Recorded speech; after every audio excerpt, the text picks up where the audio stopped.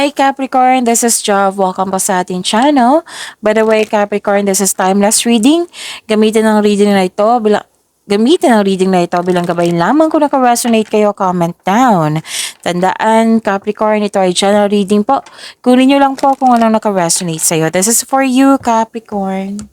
Capricorn.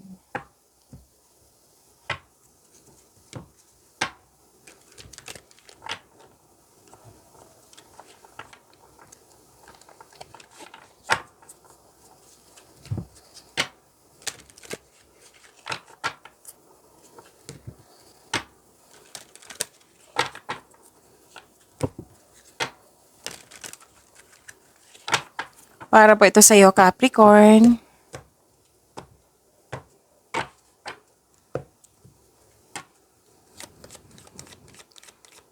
Maraming salamat po sa inyong patuloy na suporta, sa mga nag-donate, sa mga hindi nag-skip ng ads, maraming salamat po. Sa mga hindi pa nag-subscribe, subscribe na po kayo at click bell notification para malaman nyo na may bago tayong video. Para sa mga gustong magpa-reading, comment po kayo ng personal reading. Again, comment kayo ng personal reading and check my reply sa comment section.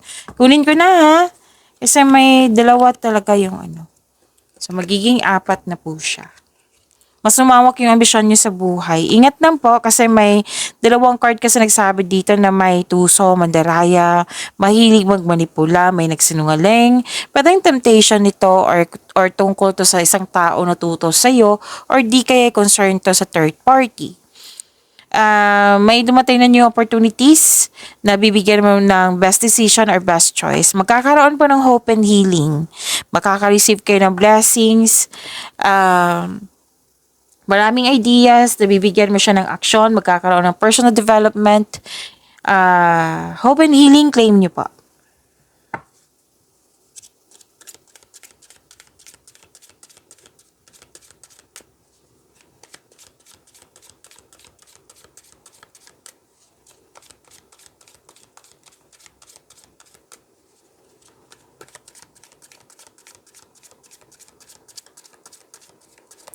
Energy po ni Capricorn.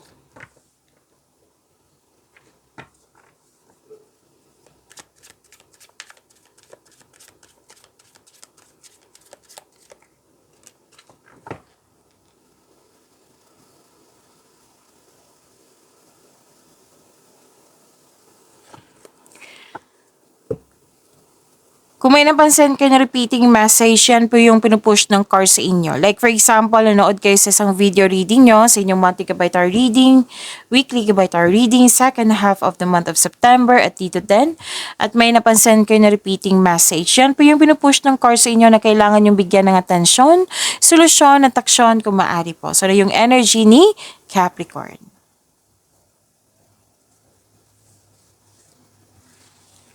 May ligawan, may kakapasok lang ng relasyon, pwedeng business partnership to, may usapan, may promises, commitment, agreement, may deal, pwedeng job opportunity to, okay? So,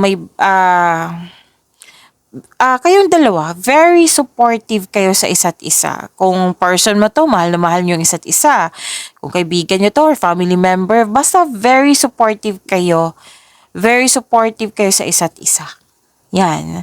At kung opportunity to or partnership sa negosyo, grab mo na itong opportunity na ito kasi magbibigay ito ng financial growth sa iyo. Basta kailangan po ng plano, konkretong plano, sipagan sa araw-araw. Action po ay kailangan po.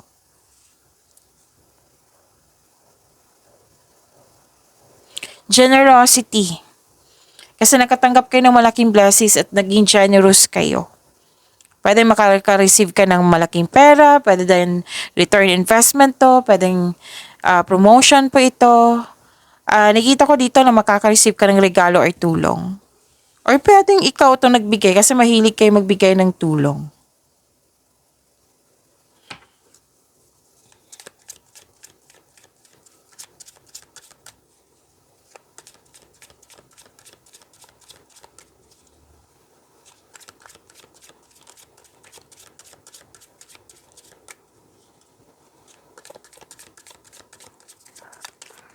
Career and money ni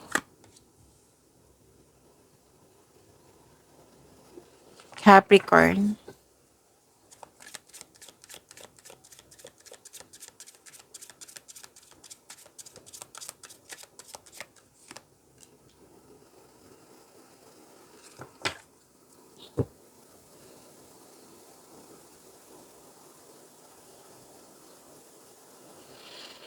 Inalagaan mo ng mabuti yung career and money mo. Marami kang naiisip na bagong ideas para sa ikakabuti ng iyong negosyo, trabaho, or sa kaperahan.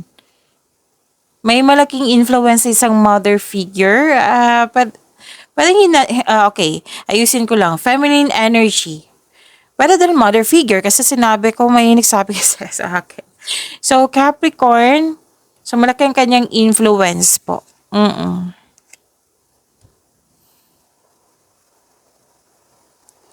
Nakikita ko rin dito na nagkaroon po ng gumagawa ka ng logical na aksyon sa iyong mga layunin sa buhay. Magaling kayo na boss, magaling kayo na leader. This is a repeating message na may promotion. Oo. Or pwedeng may in-offer sa iyo na leadership role.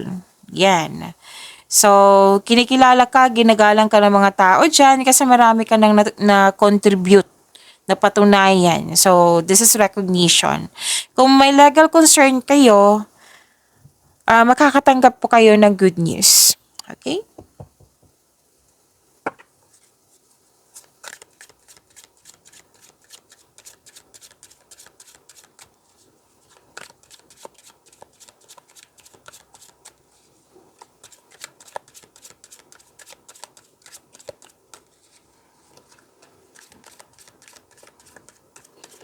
Love life, self-love, partnership, and romance ni Capricorn. Bakit may nagsabi sa akin na Leo? Leo. Iniisip mo, Leo, or iniisip ka ni Leo?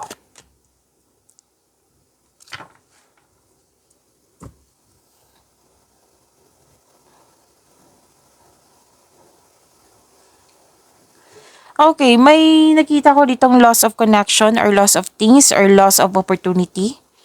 Oo, pwedeng nangyari na to sa nakaraan na naalala or nagpaalala sa'yo. Single ka man, may relasyon sa buhay mag-asawa. So, kailangan ng nito, you have to move forward. Don't worry, after nito, may parating po na new direction. Oo, lilipas din po ito. Huwag kayong mag-alala. You have to to express this kind of emotion. Kasi may nakita kong lungkot grief, sadness. Kung kailangan iiyak, then go ahead. Oo. So, don't worry talaga. Kasi nakita ko naman dito na may mangyayaring new direction. Okay? So, magkaroon ng hope and healing. Kailangan din ng forgiveness. Sabi ng iyong card dito, kailangan po ng forgiveness. Forgiveness sa isang tao ba? Sa iyo? Or sa isang sitwasyon. Kasi, sa sitwasyon, pwedeng patawarin mo. It might be na patawad mo na yung person na iyon, yung sarili mo. Pero yung sitwasyon, hindi pa napatawad. So, kailangan ng forgiveness po. Kung pwede po.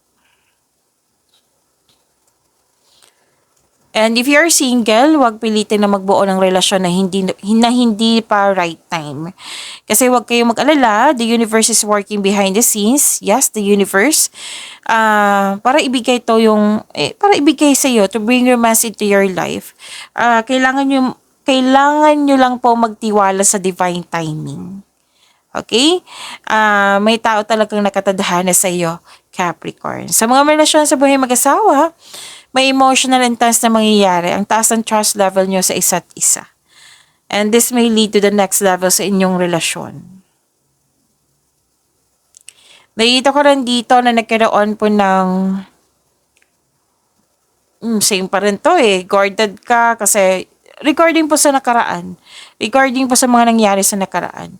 Kaya guarded ka. Single ka man, may relasyon sa buhay mag-asawa. So kailangan magkaroon talaga ng forgiveness dito para hindi ka na mahirapan or mabibigatan or para kasi tong kung maalala mo, matitrigger ka.